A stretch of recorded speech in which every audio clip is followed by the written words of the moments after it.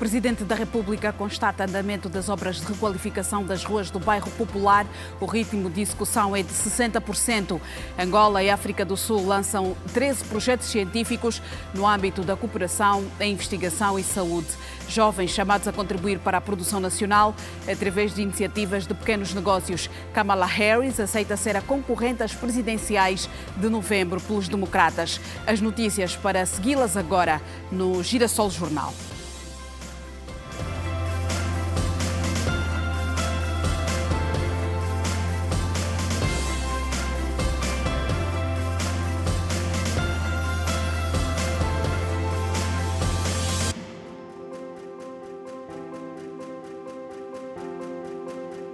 Muito boa noite. O bairro Popular em Luanda está em transformação. Os benefícios são visíveis. Isto mesmo testemunham os habitantes locais que falam num novo bairro popular. O acesso à água corrente, a iluminação e a mobilidade são os aspectos mais visíveis da mudança, bem como a satisfação de todos quanto resistiram e se mantiveram a viver no bairro. Se no passado Angola foi um canteiro de obras, nos dias que correm, esta célebre frase pode ser aplicada para o caso da província de Luanda. Quem circula pelas diversas artérias da capital se depara com máquinas e homens que trabalham em diversas empreitadas. São projetos que têm no centro das prioridades a requalificação dos bairros. Na província de Luanda, as obras com prioridade neste momento é a requalificação dos bairros, que se está a terminar com a asfaltagem das ruas, iluminação pública, passeios, mas temos ainda aí para lançar, que são aquelas vias que nós anunciamos há muito tempo, as vias de ligação ao Zango. É uma das vias de obras de prioridade, bem como a estrada de Viana-Calumbo. Também é uma das obras de prioridade que não está esquecida. Tão logo todos os processos administrativos estejam concluídos, essas vias vão sair. Para os luandenses, trata-se de obras que vão impulsionar o desenvolvimento da província. Entretanto, Zeferino Neto, morador do Prenda, diz que muitas dessas obras estão a dificultar a mobilidade. O luandense manifesta preocupação pela chegada do tempo chuvoso. Alguns pontos ficam sem água por causa mesmo das obras, tem que cancelar um ou outro ponto por causa das obras. Transtorno, as vias ficam privadas de acessos. Vem aí chuva. Vamos ver também agora na questão das vias ou das drenagens, né? Mas cada uma coisa, como tem se dito que o fiscal das obras, mais chuvas, né, vai acabar por ver outro ponto que nós podemos depois avaliar. Ao olhar para o futuro, Ruth Contreiras reconhece a importância dos trabalhos em curso. Todavia, entende que a mobilidade está condicionada. Por isso, exige celeridade nas empreitadas. A maioria parte das estradas de Luanda estão interditas devido a essas obras. Obras essas que deviam ser mais céleres. Uma vez que o nosso município tem cidadãos esses que servem o país, e sabemos nós que é exigido de nós, funcionários, um horário de entrada, não é? Devemos ser pontuais, e para que sejamos funcionários pontuais devemos ter as estradas em devidas condições. As localidades do Gameque, Patriota, Morro Bento, Futungo de Belas e outras estão a beneficiar de obras que visam a instalação de condutas para a melhoria da distribuição de água potável no casco urbano. Mas a questão relacionada com a reposição do tapete asfáltico aciona a preocupação dos luandenses. Neste quesito, Kalunga Kisanga, diretor do Gabinete de Infraestruturas de Luanda, garante que a situação está acautelada. É pertinente a preocupação dos munícipes, mas damos aqui garantia que a reposição do asfalto está contemplada. Por que não está a ser feita ainda? Porque este tipo de tubagem, dada a dimensão que elas têm, precisam de ser testadas antes da reposição do asfalto. A EPAL está exatamente nessa fase de criar condições para fazer os testes e só depois então vamos fazer a reposição do tapete asfáltico. Ouvimos a peça as obras em curso na capital do país que vão facilitar a mobilidade, melhorar a iluminação pública, a distribuição de água nos bairros da capital.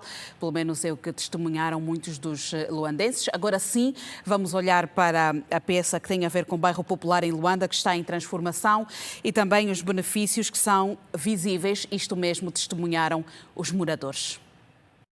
O bairro Popular, aos poucos, vai ganhando nova imagem resultante da requalificação e melhoria das vias enquadrado no plano diretor-geral de Luanda. Esta anciã de 80 anos fala com satisfação dos benefícios das obras que já se faz sentir entre a comunidade. Não tínhamos água há muito tempo, mas agora essa administradora fez mesmo esforço e já temos água. Mas estamos a gostar do trabalho, que até nos outros bairros também está muito bonito, as ruelas também.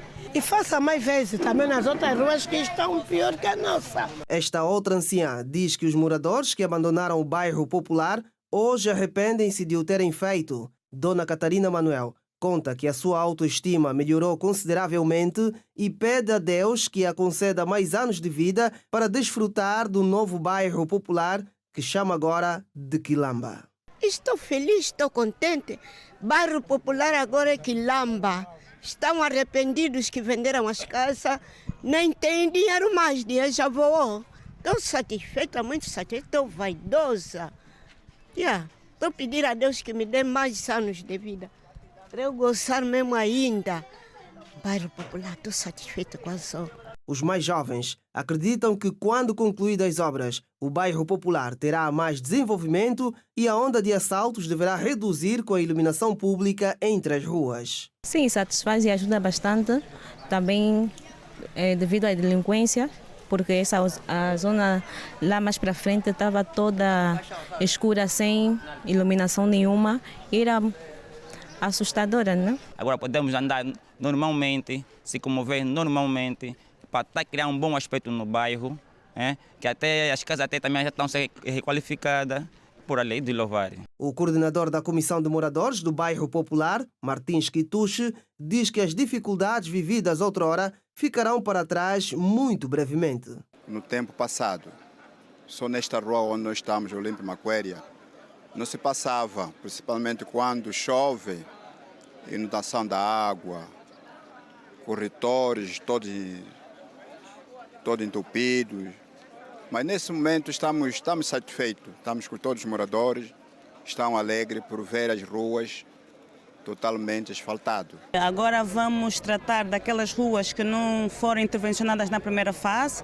Estamos a falar aqui do núcleo mais central do nosso bairro Popular, que é um bairro histórico, e também tratar daquilo que vai ser a linha de macrodrenagem que serpenteia o bairro. E a administradora do Distrito Urbano do Neves Bendinha, Luísa King, pediu aos moradores para preservarem o bem público.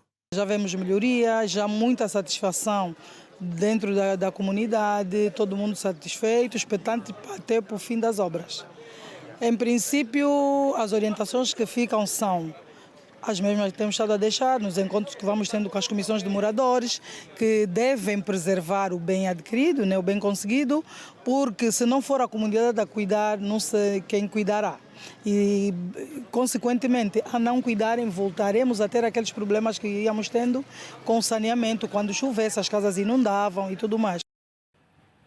E o Presidente da República fez hoje uma breve visita para constatar o andamento das obras de requalificação em curso nas ruas do bairro Popular, Distrito Urbano do Neves Bendinha, que tiveram início em fevereiro de 2022.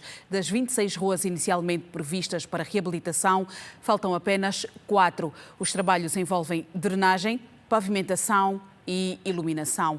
Na ocasião, o governador de Luanda, Manel Homem, disse que, no que tem a ver com a macrodrenagem, Luanda conta com menos de 15% das infraestruturas em funcionamento, assumindo que a capital tem um grave problema de macrodrenagem. A permanência do Presidente da República, João Lourenço, no bairro Popular foi rápida e visou essencialmente avaliar o grau de execução das obras de requalificação das ruas do histórico bairro pertencente ao Distrito Urbano do Neves Bendinha. São no total 26 ruas registradas no plano de implementação do programa de melhoria das vias de Luanda, naquela parcela da capital. Na ocasião, o Presidente da República ficou a saber que os trabalhos que iniciaram em fevereiro de 2022 decorrem a um ritmo considerável, uma vez que para a conclusão falta somente a intervenção em 4 das 26 ruas selecionadas. Das 26 vias programadas para intervenção, neste momento só nos estão a faltar 4 para concluir. Já temos 3 num nível muito mais avançado. A última, a quarta, essa que arrancou agora da Limpo Maquéria. Então, quando essas 4 vias estiverem prontas, temos as 26 ruas concluídas.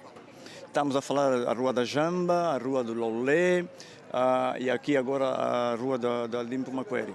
Durante a apresentação do programa de melhoria das vias de Luanda, o titular do Poder Executivo ficou a saber que, quando terminado, o programa, que abrange vários municípios, vai permitir o escoamento das águas residuais e resolver o problema da mobilidade em Luanda. O governador Manuel Homem admitiu que a questão da macrodrenagem continua a ser um dos maiores calcanhares daqueles da capital do país. Hoje, a província de Luanda tem, do ponto de vista de cobertura de macrodrenagem, menos de 15% das infraestruturas neste domínio.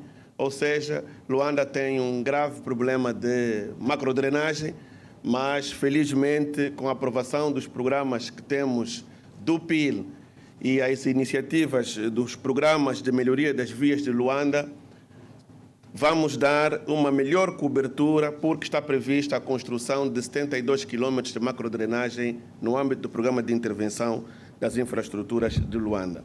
A primeira fase do programa decorre em 5 dos 9 municípios, nomeadamente Quilamba-Quiache, Viana, Belas, Kazenga e Luanda. A Motangil é uma das empreiteiras que executa o programa de melhoria das vias. O diretor de obras, Vítor Borges, explica que o programa tem até o momento um grau de implementação acima dos 60%. As ruas de Luanda, por parte da Motangil, estão neste preciso momento com cerca de 68% de obra executada e execução física de igual modo. O programa de melhoria das vias de Luanda surge na sequência da autorização do Presidente da República, João Lourenço, através do despacho presidencial número 57/22 de 16 de março, com uma despesa no valor global de 268.407.133,44 dólares norte-americanos. O programa prevê a reabilitação de 78 vias, numa extensão de 66 quilômetros de infraestruturas integradas, nomeadamente estradas,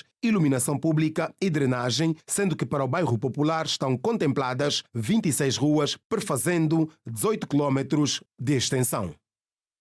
E vários troços no município de Luau estão a ser reabilitados para permitir uma melhor circulação e o transporte fácil de produtos do campo para a cidade. Na Estrada Nacional 250, mais de 100 quilómetros de estradas estão a ser recuperados.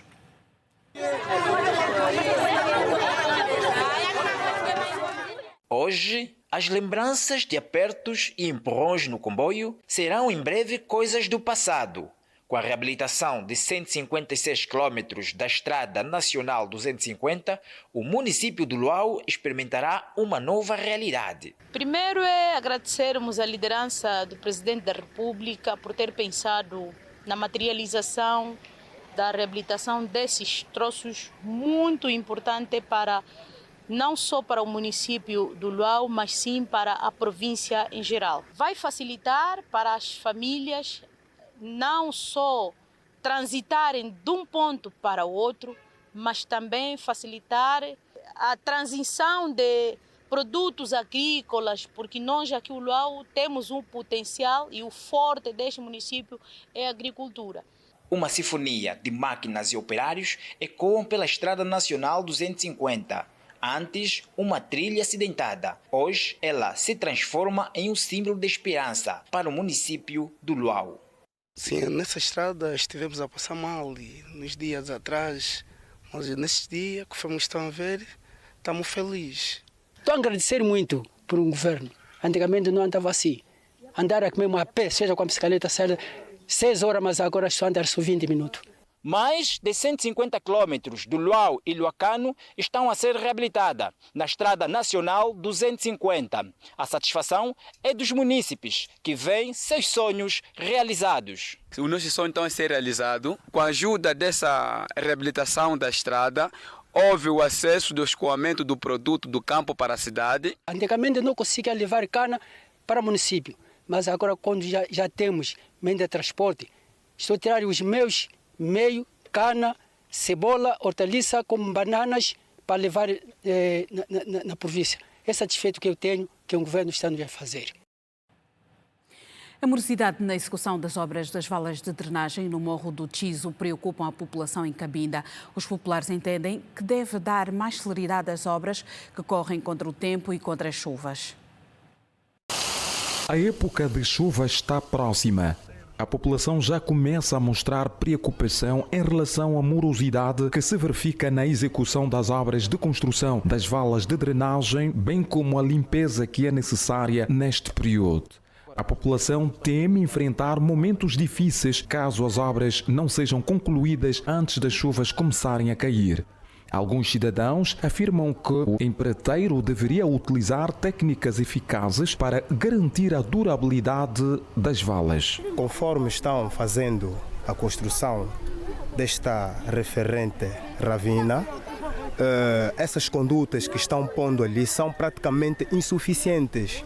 As fluências que têm passado aqui das águas são fortíssimas. Fica conveniente pelo menos 4 condutas. Agora, sendo somente acho eu que é impossível corresponder com a densidade da fluência das águas que aqui fluem. As obras estão a correr muito lento, porque talvez também aquilo atrasou, né? Atrasou deles arrancarem com a obra. E se essa obra não terminar a tempo, a chuva encontrar, eu acho que vão fazer trabalho em vão. Nós não queremos sair aqui, estamos habituados aqui, desde pequeno, nossos filhos também nasceram aqui nessa área. Nós não querem o quê? É só para fazer em vão? A vala, mas a estrada. O empreiteiro assegurou que as obras encontram-se numa execução física de 40%. A entrega está prevista para o mês de novembro. Nós, em termos de execução física, estamos a 45%. Em termos de execução financeira, temos 56%. A previsão de entrega dessa obra está para novembro. A governadora provincial, Susana Abreu, disse que existe uma preocupação em relação à segurança das populações. Por isso, tudo será feito para que as obras terminem nos prazos estabelecidos.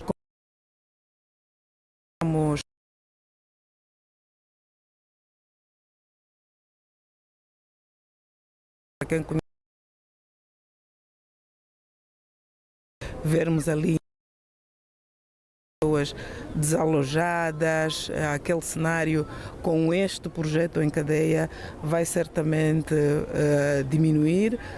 Vamos ver aqui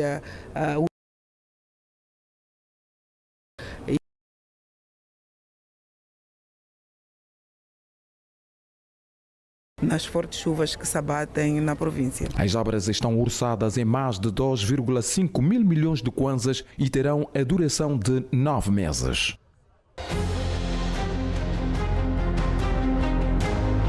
Redes de telefonia.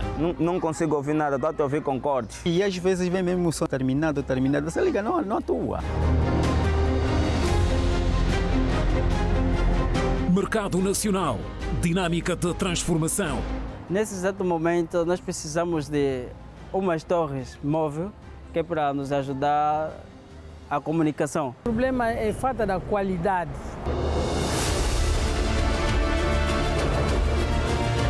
Avanços, desafios e oportunidades. Já tínhamos complicações, né, de rede, mas atualmente temos tido mais problemas do que antes. As empresas que oferecem serviços de telecomunicação normalmente são sempre as mesmas, são 2, 3. Caso de Angola, exclusivo reportagem da semana. IGAI, denúncias por corrupção, novos dados em destaque. Os jovens foram chamados a apostar na produção nacional através de pequenas iniciativas na Conferência Nacional de Jovens Empresários de Angola, que teve como tema "Todo sonho tem o seu preço". Refletiu-se sobre o contributo na agricultura, pecuária e indústria transformadora. A ministra das Pescas e Recursos Naturais, Carmen de Sacramento Neto, presente na conferência, disse que o investimento estrangeiro e a Banca Nacional têm vindo a apoiar as políticas públicas do governo para o setor. Reduzir o consumo dos importados e aumentar a oferta de bens de consumo de origem nacional é dos desafios do governo de Angola para dinamizar a produção nacional. O assunto foi levado em análise na Conferência Nacional de Empresários de Angola. Segundo a ministra das Pescas e Recursos Marinhos, Carmen do Sacramento Neto, a aquicultura tem sido uma das áreas que tem engajado muitos jovens. O aumento da produção, o aumento da empregabilidade porque se aumenta a produção, há mais pessoas a trabalhar, há mais pessoas a comer e há mais contribuição desta produção no nosso produto interno bruto. Portanto, nós todos saímos a ganhar. A governação, a sociedade e, acima de tudo, as pessoas. O setor das pescas conta com financiamento da União Europeia de 30 milhões de euros, essencialmente para o pacote da aquicultura. Já com o Fundo Internacional de Desenvolvimento Agropecuário e Pescas, FIDA, outros financiamentos são destinados a nível do continente africano. Estamos a trabalhar para aumentar o investimento. Temos investimento estrangeiro para políticas públicas que estamos a trabalhar e depois temos os nossos bancos que já estão a dar investimentos, mas que precisamos de consolidar a nossa capacidade organizacional. Eu estou a dizer que os empresários precisam mesmo de estar cada vez mais capacitados, melhorar a sua atuação enquanto empresários. Todo sonho tem seu preço. É o lema da presente edição, que reúne mais de 3.000 jovens entre pequenos empresários. Para a organização do evento, a ideia consiste em abrir novos horizontes, para que a partir da iniciativa surjam grandes negócios. Muito mais do que as experiências, é terem também, né, a questão do networking, para que se possa fazer muito mais negócios na nossa cadeia. Conseguimos ganhar hoje, através, nesse caso do palestrante da Nigéria, deu-nos aqui 10 bolsas para mestrado na Nigéria.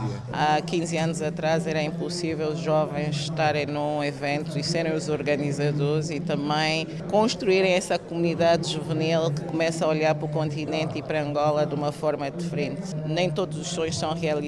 Eu própria, todos os meus sonhos foram alterados. Eu olhei para o mercado, vi esta oportunidade de me destacar no agronegócio. Depois, escolher muito bem quem são as pessoas que nós temos ao pé de nós. Vão aparecer boas, mais, mas tudo isso faz parte do processo e, naturalmente, nunca desistirem. Já os empreendedores defendem maior abertura dos bancos para concessão de crédito e, igualmente, a criatividade em investir no que é nacional. Também precisamos aprender a inovar sobre empreendedorismo, né? Coisas assim como da terra, nos quitutes. Precisamos ir buscar lá em Malás, Bombô, para revender essas coisas. Atualmente o quilo de feijão está muito caro e muita gente está a empreender nesse lado. Por quê? Porque está a dar lucro e muito mais. O que falta é o nosso mindset.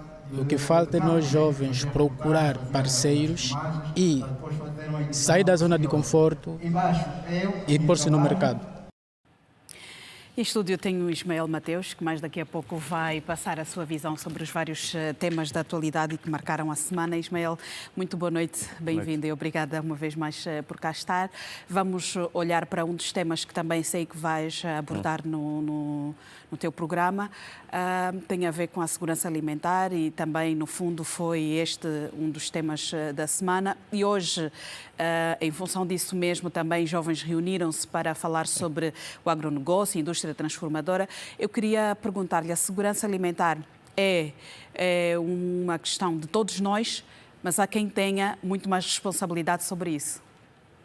Sim, é todos nós. É todos nós. É uma preocupação permanente num país em que há grande potencialidade e, ao mesmo tempo, estamos a viver uma situação complicada, com ainda grandes faixas da população a passar dificuldades, com fome, pobreza.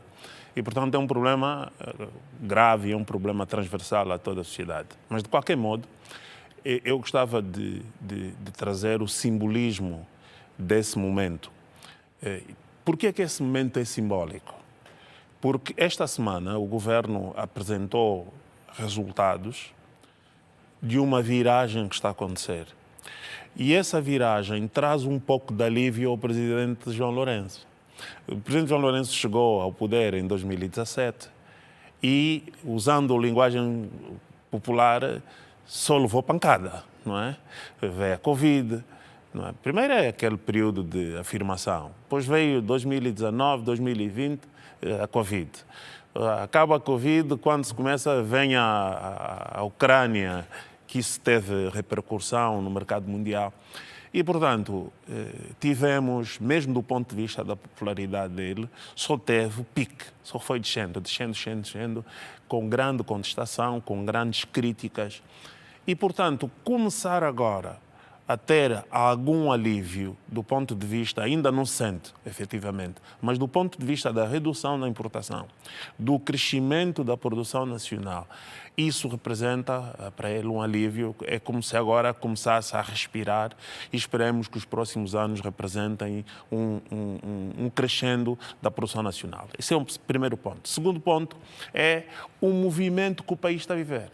Na verdade, nós estamos a viver um movimento em que o olhar para a agricultura, o olhar para o agronegócio está a mudar.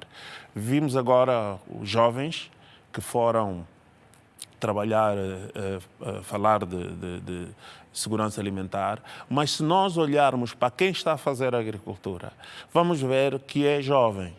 E isso é um fenómeno que nós não tínhamos. Apesar de termos tido sempre um país jovem, quem fazia agricultura eram os mais velhos. Agora temos jovens nas escolas de agricultura, temos jovens a estudar agricultura, temos jovens a liderar projetos agrícolas. E aí começamos a descobrir que o nosso verdadeiro petróleo é a agricultura e não o tal petróleo tradicional. É uma mudança de mentalidade que nós estamos a ter e esperemos que os próximos anos isso se consolide. A segurança alimentar, como eu disse, deve ser um compromisso de todos nós. Sim. O Presidente falava sobre uma questão extremamente importante que tem a ver com a redução muito significativa da importação de proteínas, das carnes, da carne bovina. Sim. É importante Neste momento já há alguns tipos de carnes que nós vamos deixar de importar. Não é? A bovina, a suína ainda está cá para trás, mas há um trabalho de continuidade a manter. Neste momento já há uma grande quantidade de carne bovina nacional que é consumida. E, portanto, são boas notícias. É claro, boas notícias, isso é relativo, porque, na verdade, ainda não é o suficiente para baixar os preços, mas é um processo. Aliás, o próprio Presidente disse isso, não é? Que é um processo. Mas é um sinal, como disse, é um sinal de... O homem já começa a respirar, não é? Isso eu penso que é bom. Vamos ver qual é a tendência para este ano ainda temos alguns meses, e depois de 2025, que tudo indica, os dados já apontam para um crescimento, mas eu creio que, do ponto de vista da produção nacional, é possível que nós tenhamos, inclusive, um crescimento maior do que se está à espera. Mas, Ismael, nós temos ainda muitos desafios e isso dizem mesmo muitos dos especialistas. Claro. E nós ouvimos recentemente... Não vale a pena começar a festa ainda, não é? Ainda é muito cedo para começar a festa. Há muitos desafios e destes desafios, de forma prática, quais são os que têm que ser atacados com alguma urgência? É conseguirmos que a agricultura... Dou 3 tópicos. Primeiro, é que a agricultura consiga não deixar gente para trás. Ou seja, a grande faixa de cidadãos que hoje precisa de apoio, os quendas e outro tipo de apoio para sobreviver, é preciso enquadrá-los no desafio da agricultura. É tornar essas pessoas produtoras. Esse é um ponto. Segundo, quem já produz, quem está a produzir, precisa de apoio. Projetos como o FADA, projetos de mecanização da agricultura, e é preciso. Terceiro, a grande indústria, grande agronegócio. É preciso complementar isso com apostas mais fortes, com projetos que fazem, 10 mil hectares, que produzem grandes quantidades, não só para o mercado, mas também para a exportação. Em termos da própria indústria transformadora, temos ainda muitos desafios, Ismael. Com certeza. É preciso... mas eu penso que o ponto central ainda é garantir que nós tenhamos produção suficiente. Depois é preciso começar a ver como é que vamos explorar essa produção. Por exemplo, abacaxi, banana, há frutas, há produtos que nós hoje já temos grande capacidade de produção. Aí já podemos começar a pensar no processo de industrialização, no processo de exportação, inclusive. Portanto, cada coisa a seu tempo, e esse é o processo, esse é o tempo que nós estamos a cumprir. Foi criada uma comissão que é para poder olhar por este processo todo da produção, do incentivo à produção, e há alguns ceticismos à volta desta mesma comissão que saiu agora do Conselho da República. Saiu. Sim, que é uma comissão que vai passar a monitorar esta situação, esta questão do incentivo à produção, do crescimento também da própria economia, da diversificação da economia em função da agricultura familiar e não só. Como é que olha para esta questão de hoje nós estarmos a olhar para a agricultura como, e já olhamos há algum tempo, mas hoje muito mais como o nosso grande potencial? Claro, porque essa é a mudança do mindset, não é, que se está a fazer. Não é? É deixarmos de olhar para a agricultura como uma coisa para os pobres, e perceber que a grande potencialidade do país e a grande viragem que o país precisa é ao nível da agricultura, é tentarmos produzir o suficiente para comer. E temos tudo, é possível fazer. E, portanto, todas as estruturas que venham, parques de apoio à industrialização, comissões para acompanhamento, apostas, tudo isso é positivo. Não é? Mas também é preciso dizer, com toda a tranquilidade, que é um processo.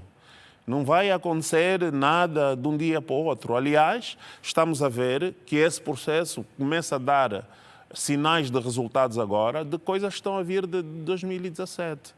Não é? E, portanto, é um processo gradual que há constrangimentos pelo caminho. Ninguém contava com a Covid, ninguém contava com a Ucrânia e a Rússia com a guerra, ninguém contava, inclusive, com esse recrudescimento da situação em Gaza. Portanto, tudo isso, o mercado internacional funciona de modo interligado. E, portanto, problemas na Ucrânia têm reflexo, que era só o maior exportador de cereais, tem reflexo nos mercados internacionais. E, portanto, tudo isso são constrangimentos. Pode existir outros constrangimentos. Nós temos agora mesmo aqui no Congo uma epidemia. E, portanto, tudo isso pode ter influência. Então, o que nós estamos a dizer é que, sim senhora, há bons sinais, agora esperemos que mais nada aconteça, não é? Esperemos que a gente também tenha direito a baixar o preço, a uma vida mais estável desse ponto de vista, porque os últimos anos têm sido muito abalados e por isso é que também a sociedade tem reagido com muita crítica, com muita baixa de popularidade dos políticos. Ismael, mais daqui a pouco vamos acompanhar, depois deste jornal, o Ismael, a visão de Ismael Mateus. Quais serão os temas que o Ismael vai abordar? Nós vamos passar em revista alguns temas. Por exemplo, a questão que foi levantada pela Ministra da Administração do Território do sistema de gestão dos recursos humanos. Quero olhar também para a questão da educação. Não é?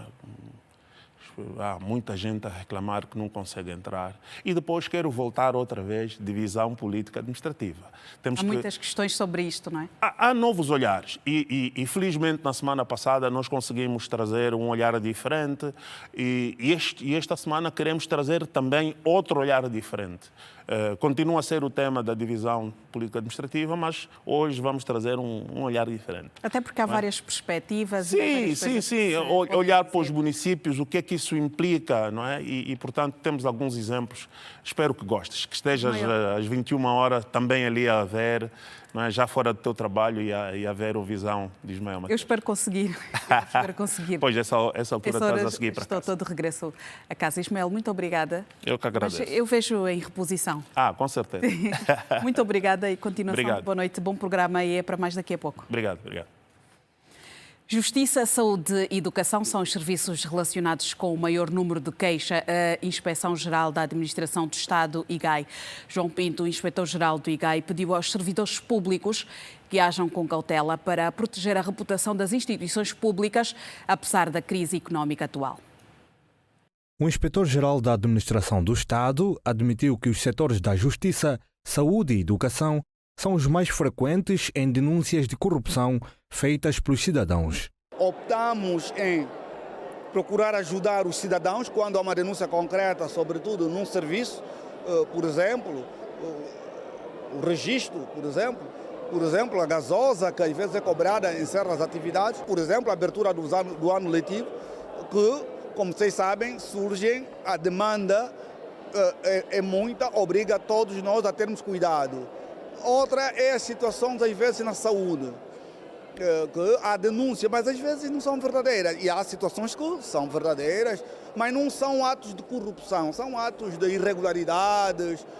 Quando se trata de corrupção, tem que haver documentos, ou quando há atos concretos sobre cobrança ou impedir que alguém exerça um direito por subterfúgios ou por atos de capricho. João Pinto reconhece a atual crise econômica no país, mas pede aos servidores públicos que ajam com cautela para preservar a reputação das instituições estatais. Denúncias haverão sempre.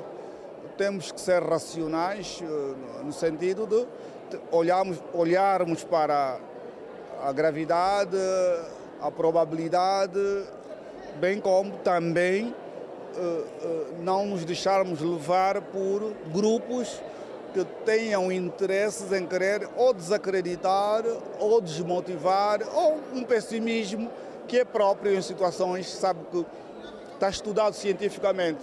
Quanto maior é o momento de retração econômica, maior é a tendência para comportamentos e atitudes de revolta, contestação, de pôr em causa as instituições ou, às vezes, também criarem-se situações de desconfiança. O diretor nacional do Gabinete Jurídico da IGAI destacou que, embora haja progressos no combate à corrupção, as instituições públicas ainda precisam de melhorias significativas. O Estado é uma pessoa de boa fé. Portanto, as instituições estão boas, mas tudo necessita de melhorias. Há necessidade constantemente de formação contínua, capacitação contínua, melhoria das infraestruturas, melhorias da capacidade dos recursos humanos e, portanto, é um caminho que nós estamos a fazer. A IGAI defende que esforços contínuos sejam direcionados para fortalecer os mecanismos de combate à corrupção e garantir a integridade das instituições públicas. Veja a seguir, acidente faz 10 mortos e 11 feridos no Luíva, arredores do Lubango. Vai saber mais depois da curta pausa. Até já.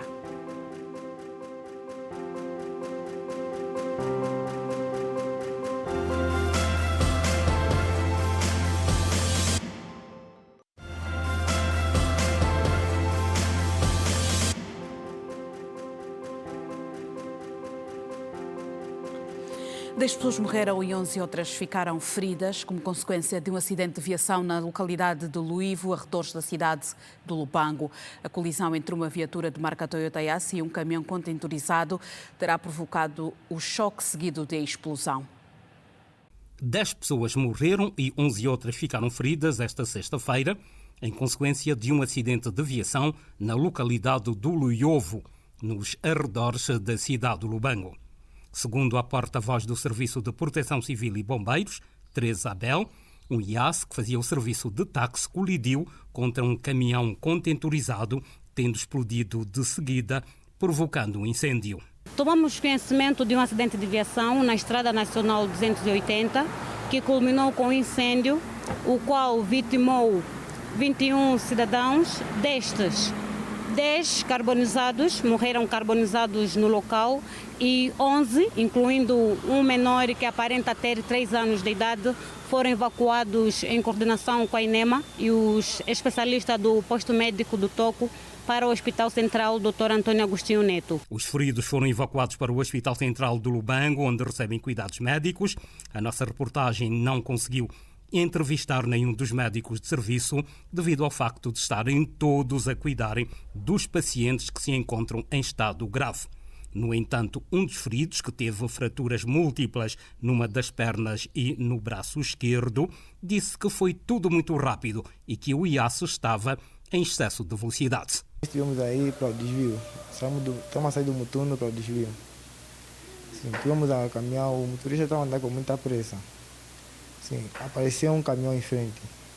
O caminhão queria fazer a ultrapassagem.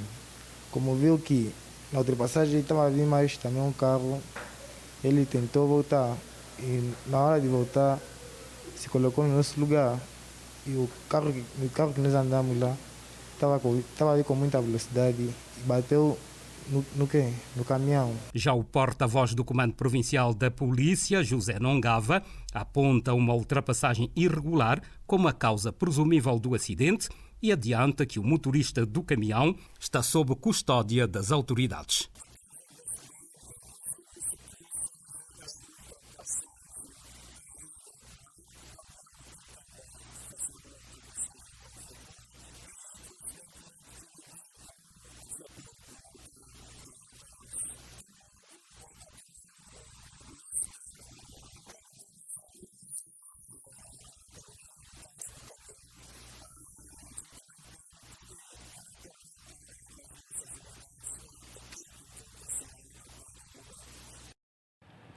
A rua dos municípios portugueses na zona da Boa Vista terá ficado condicionada durante a tarde desta sexta-feira devido a um caminhão que terá rompido parte da estrutura metálica de uma pedonal.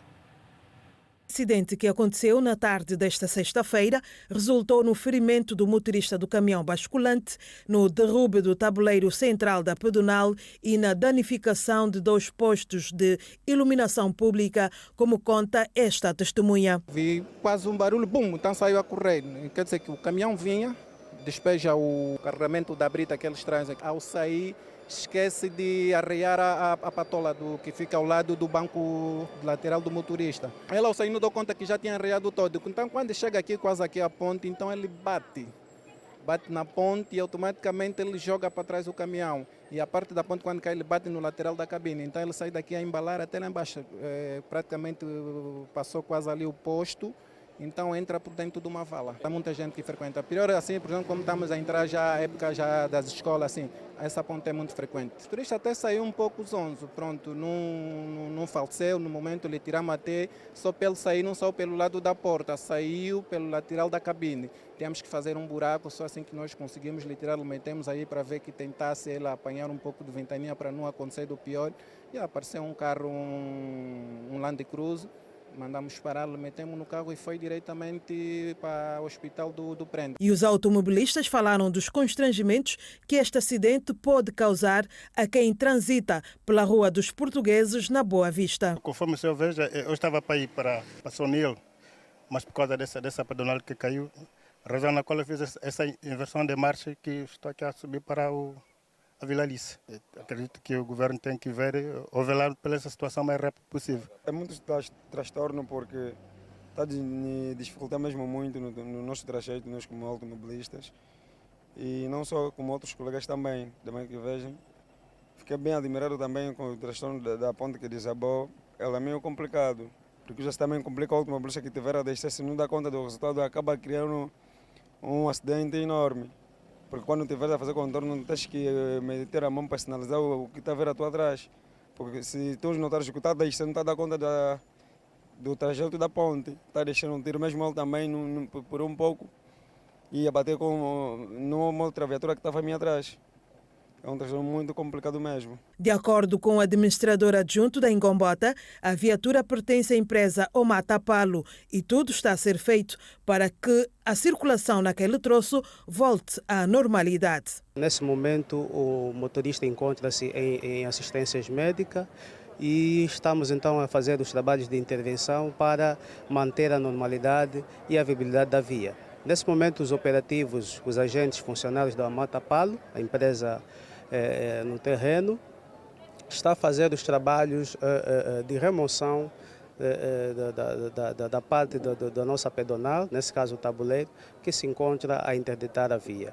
Já se fez a remoção do caminhão basculante e neste momento então decorrem os trabalhos na normalidade. Estamos aqui para acompanhar todo o processo desta mobilização dos meios. Informações dão conta que o motorista está a receber tratamento médico, está fora de perigo e, em comunicado, a Omata Palo informou que a sua equipa técnica está a trabalhar para remover o tabuleiro da pedonal da via, de modo a garantir o restabelecimento da circulação normal de veículos o mais rápido possível. O Ministério do Ensino Superior, Ciência, Tecnologia e Inovação de Angola e da África do Sul estiveram a avaliar a promoção para o desenvolvimento da ciência nas áreas médica e da saúde. Numa parceria que dura 16 anos, foi possível financiar 13 projetos de investigação científica. São projetos voltados para a área das ciências naturais, tecnologias de informação e comunicação, da cooperação bilateral firmada em 2008 resultou também no lançamento de 2 editais. Uma relação que se viu ameaçada com a crise financeira mundial e com as medidas de restrições impostas pela pandemia da Covid-19, que impediram a deslocação de académicos e investigadores dos 2 países.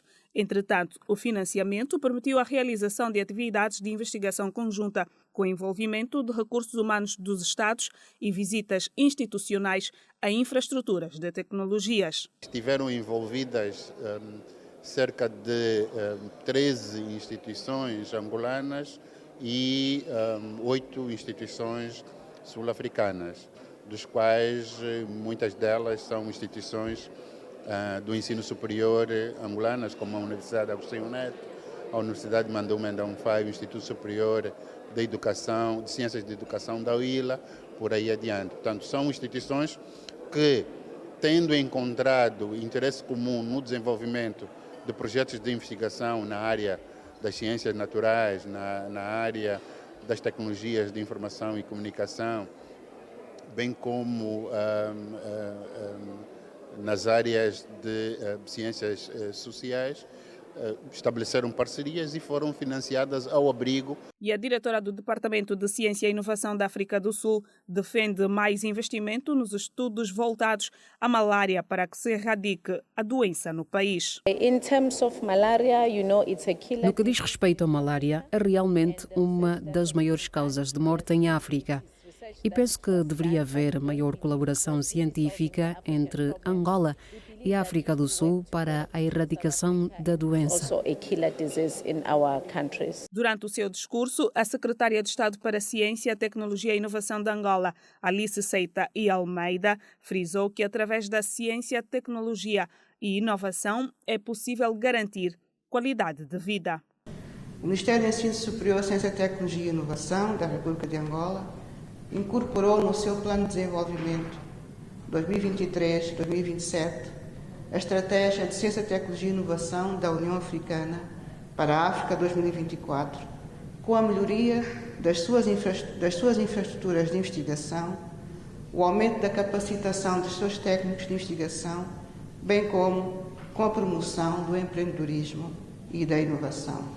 O workshop sobre a investigação em ciências médicas e da saúde juntou académicos e investigadores numa altura em que a varíola do macaco representa ameaça global, em particular para a região da SADC.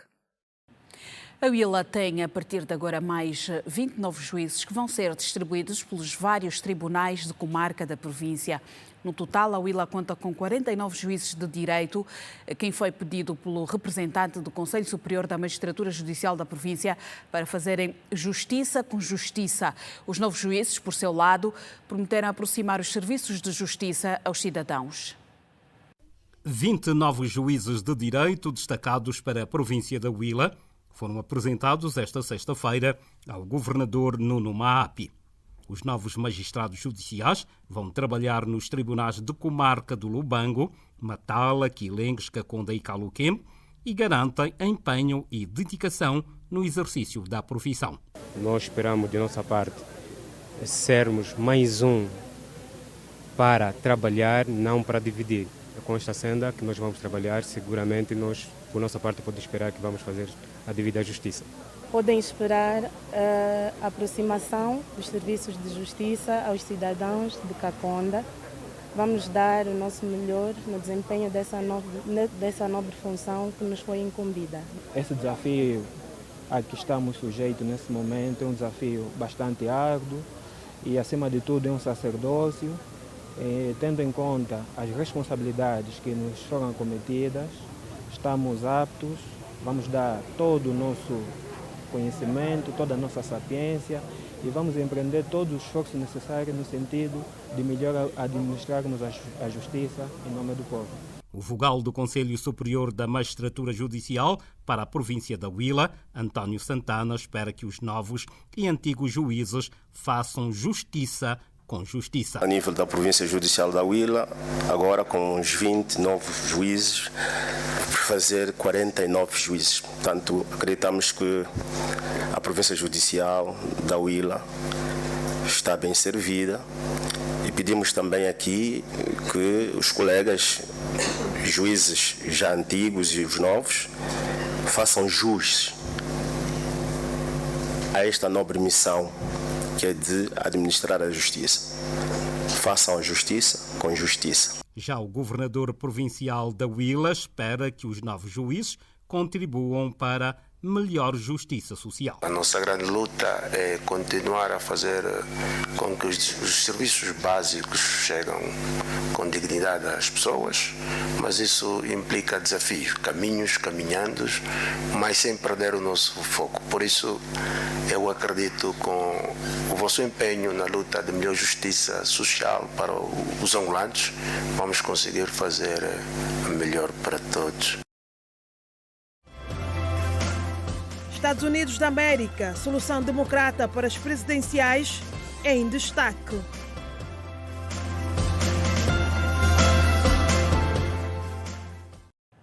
O presidente do MPLA vai ouvir as bases do partido na próxima segunda-feira, dia 26 de agosto. João Lourenço vai reunir-se com os primeiros secretários dos comitês de ação do MPLA para ouvir as principais preocupações dos militantes após a realização das assembleias de balanço e renovação de mandatos em todo o país. A informação foi avançada hoje durante uma conferência de imprensa. Depois da realização das assembleias de balanço e renovação de mandatos dos comitês de ação do MPLA, o presidente dos camaradas vai reunir com os primeiros secretários dos CAPs de todo o país. O encontro será na próxima segunda-feira, dia 26 de agosto, no Centro de Conferência de Belas. Será o primeiro encontro nacional com os responsáveis das estruturas de bases do MPLA, que tem como objetivo avaliar o estado organizativo e funcional do processo de redinamização das estruturas do MPLA. O presidente do MPLA, o camarada João Lourenço, é o grande proponente deste evento, promovendo, deste modo, o primeiro grande encontro entre um presidente do MPLA com todas as bases do partido. É, por conseguinte, de âmbito nacional. Onde estão as nossas forças e fraquezas nas 18 províncias, nos municípios, distritos, comunas, é o grande desafio deste encontro. Conhecendo-as, sairemos mais informados e revigorados, estaremos em melhores condições para dar resposta aos desafios que se nos apresentam. Neste evento, o presidente do MPLA, João Lourenço, deverá ouvir também as principais preocupações das estruturas de bases do partido, segundo explicou o secretário do Biro Político do MPLA para Organização, Mobilização e Inserção na Sociedade, que falava esta sexta-feira em conferência de imprensa. O camarada presidente do partido vai falar para os militantes, vai ouvir os militantes vão trazer as suas preocupações de todo o tipo, portanto será um encontro aberto.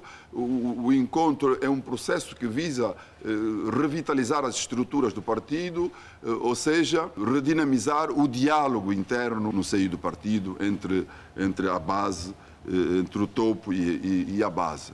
Esperamos que isso venha contribuir para fortalecer o partido e, com isso, ajudar na solução dos problemas do país, uma vez que o MPLA é o grande partido que governa o nosso país. Ainda esta sexta-feira, o secretário-geral do MPLA, Paulo Pombolo, orientou a reunião com os segundos secretários provinciais do partido, que avaliou a situação interna do MPLA.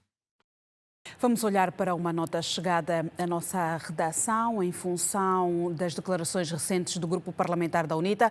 Em resposta às declarações sobre o desempenho da Assembleia Nacional no segundo ano parlamentar da 5ª legislatura, o Grupo Parlamentar do MPLA recorda em comunicado de imprensa que a própria UNITA também tem responsabilidades no que alcançou e, sobretudo, também naquilo que não se alcançou neste segundo ano parlamentar.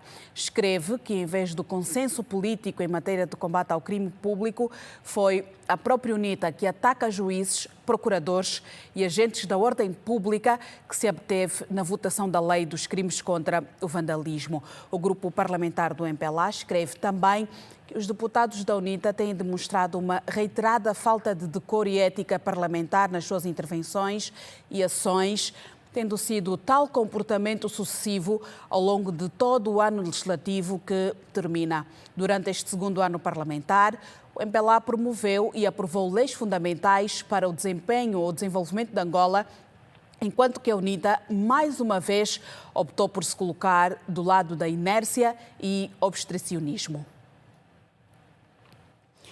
E vamos olhar para a atualidade além das nossas fronteiras. Kamala Harris aceitou a nomeação do Partido Democrático.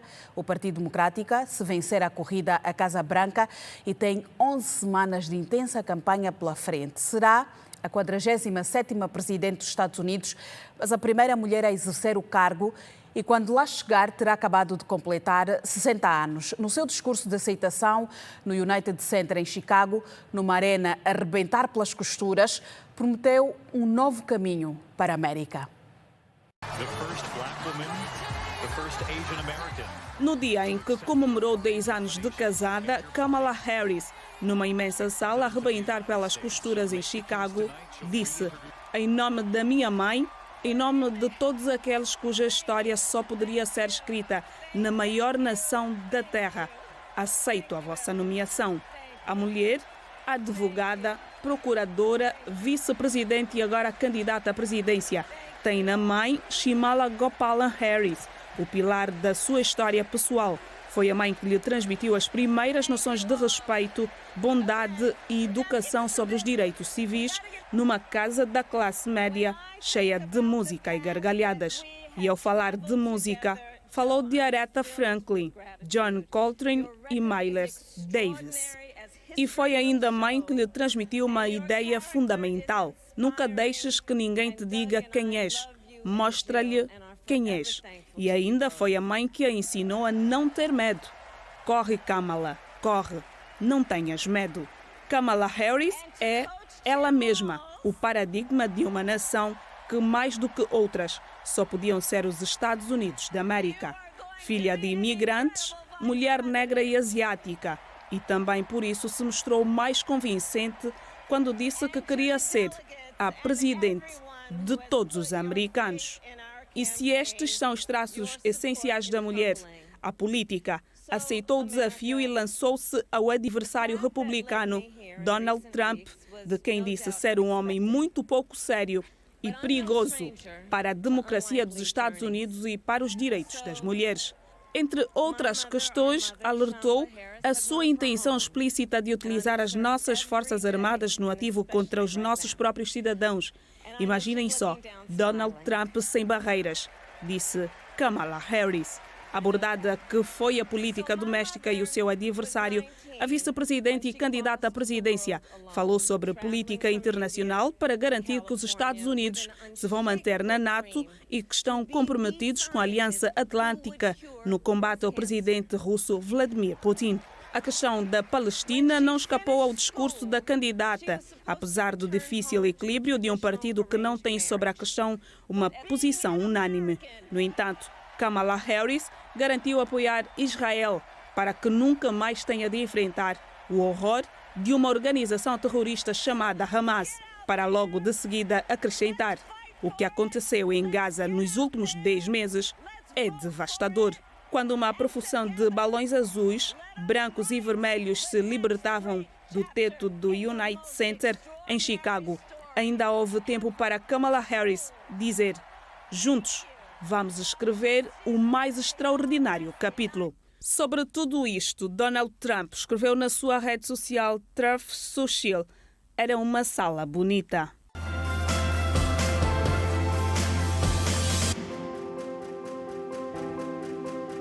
Estamos de volta. O treinador do Sagrada Esperança da Lunda Norte, Roque Sapir, garantiu que a sua equipa está focada em conseguir um resultado que coloque a turma Lunda na última eliminatória de acesso à fase de grupos, Liga dos Campeões da África.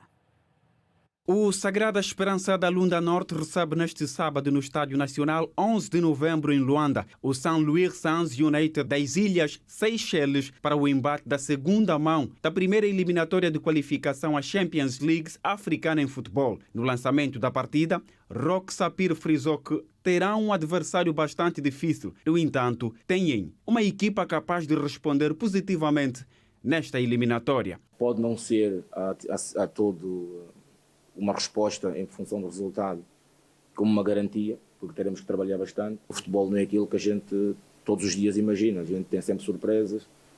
Tivemos exemplo disto no Campeonato Africano, no último que tivemos, grandes equipas que ficaram ao meio do caminho, então temos esses exemplos todos para que não sejamos surpreendidos em função daquilo que pode ser o jogo da manhã. Importa sim passarmos a eliminatória, como? Não sei, mas teremos que correr bastante, que é para garantirmos essa eliminatória, embora tenhamos esse ligeiro favoritismo. Algumas mudanças vão acontecer em relação ao último 11. Todavia, o objetivo será o mesmo, fazer com que a equipa Lunda consiga uma vitória, disse Sapir. Temos o regresso do Alexandre, que estará a titular. Temos o regresso igualmente do Isaac, não é? Que também esteve a fazer exames, que estará nesta convocatória. E teremos o Diallo também de regresso já na equipa, que fará parte dos 20 jogadores convocados. Na equipa inicial, a única alteração que vamos fazer é a entrada do Alexandre, não é? Para fazer a posição normal que faz, que é o central esquerdo, e a entrada do Nilson também na equipa principal, portanto, que é para dar uma outra velocidade que pretendemos no jogo. Vamos jogar hoje diferente, que jogamos lá sim, em termos posicionais apenas. Vamos jogar com 2-6. Na equipa adversária, o técnico principal, Marc Mathieu, garantiu ter a tática montada para contrapor as investidas da turma angolana. First of all, I would like to thank the... Ele diz que quando perdeu lá já sabia que Angola, Sagrada Esperança era uma equipa muito forte, teria muitas dificuldades. Está bem estudada a equipa e vai fazer o melhor para contrapor os resultados que teve lá. Ele diz que a tática está feita para melhorar os resultados que teve lá. O objetivo dele aqui não é ganhar.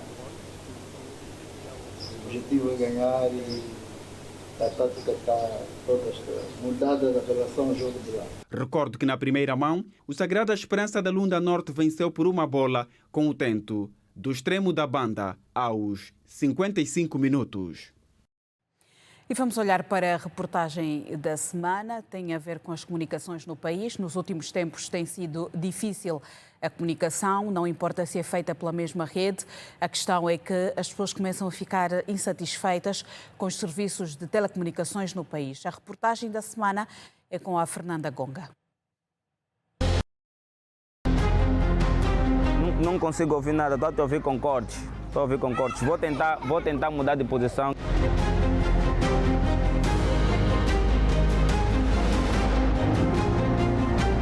A conectividade ainda é um desafio cotidiano para muitos angolanos. Falar ao telefone e navegar na internet sem qualquer interrupção voltou a ser uma necessidade constante em algumas zonas de Luanda.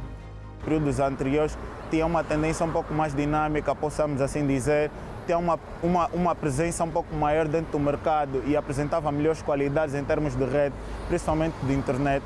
Embora hoje em dia há mais desenvolvimento, né? Estamos a falar em termos de crescimento em percentagem.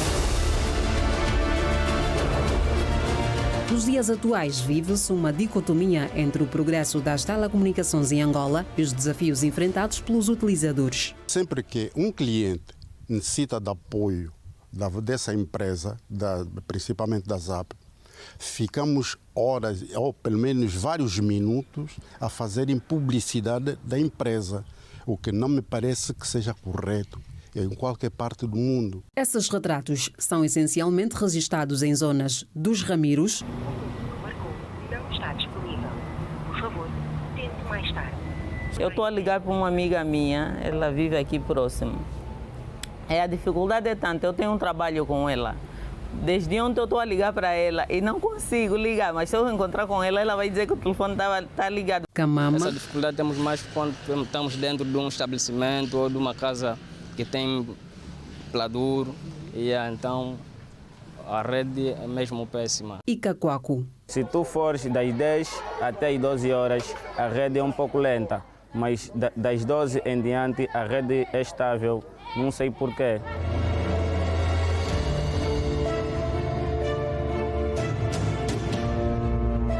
O país conta com mais de 10 empresas de telecomunicações, mas menos de 5 delas prestam serviços de telefonia móvel e somente 3 oferecem serviços de televisão. Já a oferta de internet é dominada por menos de 8 grandes empresas, o que limita as opções para os consumidores. Se tivesse mais a concorrência e o mercado estaria um bocadinho teria mais nivelado, né? Iria apresentar mais qualidade, porque já não seria em função do preço. Chegará um momento que a qualidade que seria a exigência suficiente para nós requerirmos uma determinada operadora. Dados do Ministério das Telecomunicações, Tecnologias de Informação e Comunicação Social apontam que o país tem cerca de 23 milhões de utilizadores de telefonia móvel. Esses dados correspondem a cerca de 70% da população angolana que usam as redes de telefonia para vários fins. O telefone me ajuda em várias opções. Uso o telefone para Facebook, TikTok, várias coisas. Através do telefone eu posso baixar informações das provas através do site da escola. As empresas de telefonia móvel são fundamentais nesse processo. Com mais de 23 milhões de subscritores em Angola, a demanda por uma rede confiável cresce a cada dia. A pergunta que me faz se a Unitel tem conseguido acompanhar esse crescimento, nós temos conseguido, e com todas as dificuldades que temos, mas temos conseguido acompanhar. A Unitel ultrapassou os 19 milhões de subscritores em 2023 e vamos no caminho dos 20 milhões. O satélite será sempre complementar à rede nacional de fibra óptica. O satélite ajuda e a nós também nos ajuda. Nós temos cerca de 5% dos nossos sites que são ligados por satélite. Infelizmente, depois não consegue entregar a mesma qualidade que uma fibra óptica consegue pelas dimensões que a própria natureza do próprio serviço.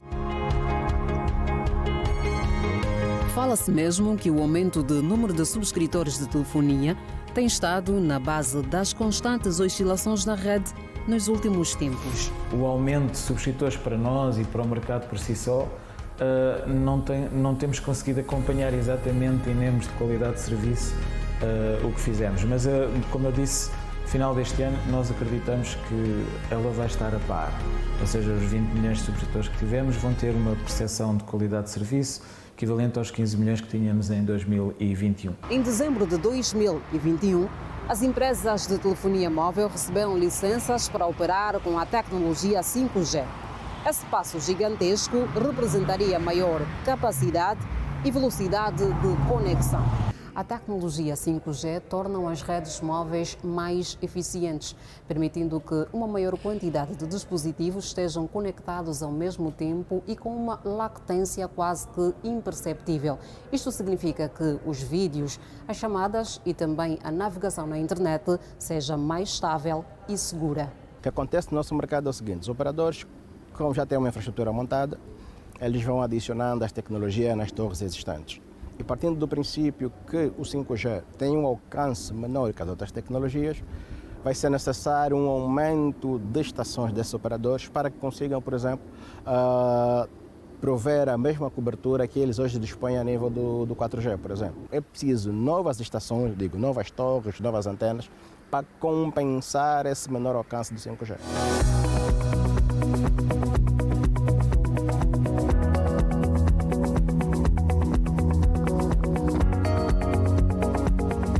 Com menos de 8 grandes empresas a dominar o mercado de internet em Angola, a velocidade e a estabilidade da conexão são temas recorrentes entre os utilizadores.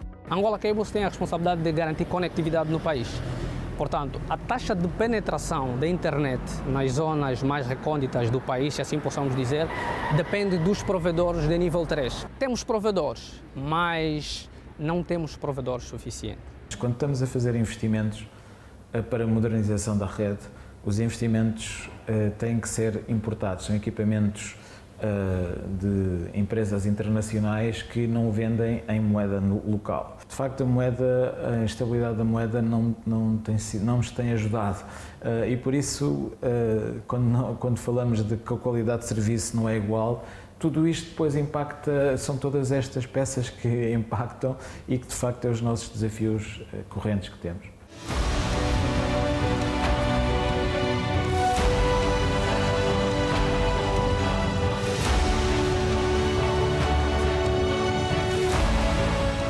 A evolução das telecomunicações em Angola tem suas raízes no período colonial, quando, em 1985, foram instalados os primeiros 50 telefones. Em 1951, o marco se consolidou com a inauguração de um circuito telefónico e telegráfico entre Luanda e Lisboa. Desde então, o país avançou significativamente, mas os desafios persistem, especialmente nas áreas onde o desenvolvimento ainda não alcançou o ritmo necessário para atender às crescentes demandas da população. Obrigada pela sua atenção. Continuação de uma boa noite. Bom fim de semana.